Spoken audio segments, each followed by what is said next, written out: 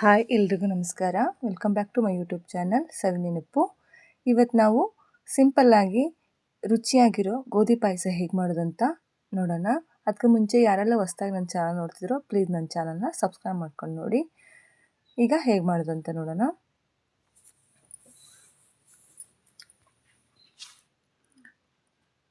ಮೊದಲು ನಾನು ರಾತ್ರಿ ಒಂದು ಅರ್ಧ kg ಗೋಧಿ ನುಚ್ಚನ್ನು ನೆನೆ ಹಾಕಿಟ್ಟಿದ್ದೆ. ಈಗ ಗ್ಯಾಸ್ ಮೇಲೆ ಒಂದು ಪಾತ್ರೆ ಇಟ್ಟು 1-2 ಚಮಚ ನೀರು ಹಾಕ್ಕೊಂಡಿದ್ದೀನಿ. ನೋಡಿ,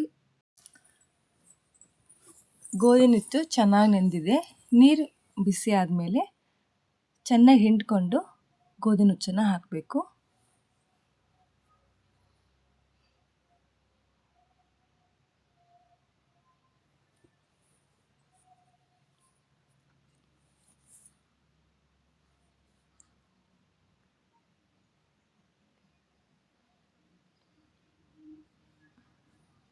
ಹೈ ಫ್ಲೇಮ್ ಇಟ್ಟು ಬೇಯಿಸ್ಕೋಬೇಕು.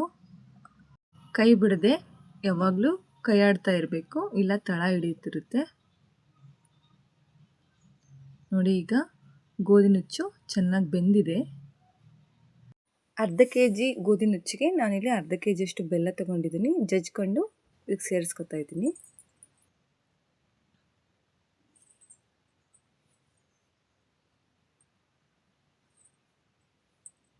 ಚೆನ್ನಾಗಿ ಕುದಿಸ್ಕೋಬೇಕು.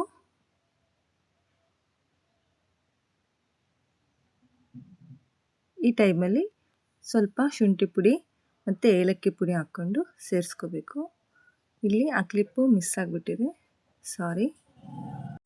ಈ ಗೋಧಿ ಪಾಯಸ ಅಂತೂ ಎಲ್ಲ ಫಂಕ್ಷನ್ಗಳಲ್ಲೂ ಇದ್ದೇ ಇರುತ್ತೆ. ಫಂಕ್ಷನಲ್ಲಿ ಒಂದು ಸಣ್ಣ ಪುಟ್ಟ ಕಾರ್ಯಕ್ರಮ ಇದ್ದರೂ ಗೋಧಿ ಪಾಯಸ ಮಾಡ್ತಾರೆ. ಜಾಸ್ತಿ ಜನಕ್ಕೆ ಊಟಕ್ಕೆ ಮಾಡಬೇಕು ಅಂದಾಗ ಗೋಧಿ ಪಾಯಸ ಮಾಡ್ಕೊಂಬಿಟ್ರೆ ಚೆನ್ನಾಗಿ ಈಡಾಗುತ್ತೆ ಮಾಡ್ಕೊಂಡ್ರೆ.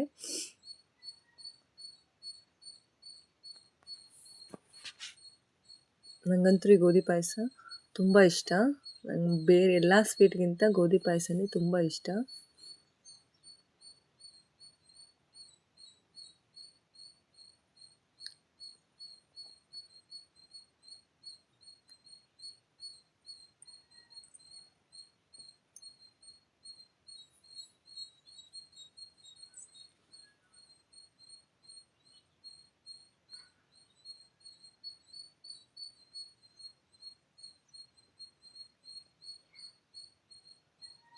ಈ ಗೋಧಿ ಪಾಯಸ ಈಗ ರೆಡಿಯಾಗಿದೆ. ಈಗ ಇದಕ್ಕೆ ಡ್ರೈ ಫ್ರೂಟ್ಸ್ನ ಹುರಿದು ಹಾಕ್ಕೊಳ್ಳೋಣ.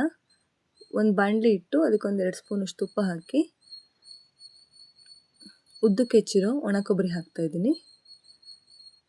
ಮತ್ತು ಕಟ್ ಮಾಡಿರೋ ಬಾದಾಮಿನೂ ಹಾಕ್ಕೋತಾ ಇದ್ದೀನಿ. ಇವೆರಡು ಚೆನ್ನಾಗಿ ಫ್ರೈ ಆದಮೇಲೆ ಗೋಡಂಬಿ ಹಾಕ್ಕೋತಾ ಇದ್ದೀನಿ.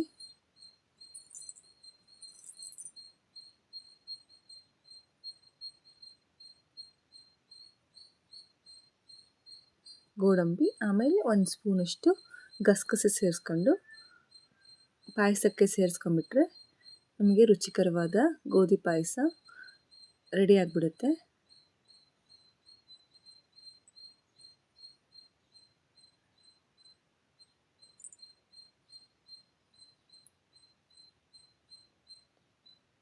ನೋಡಿದ್ರಲ್ಲ, ಇಷ್ಟು ಈಸಿಯಾಗಿ ಗೋಧಿ ಪಾಯಸ ಮಾಡ್ಕೋಬೋದು. ಇಷ್ಟ ಆದರೆ ಪ್ಲೀಸ್ ನನ್ನ ಚಾನಲ್ನ ಸಬ್ಸ್ಕ್ರೈಬ್ ಮಾಡಿ. Thank you.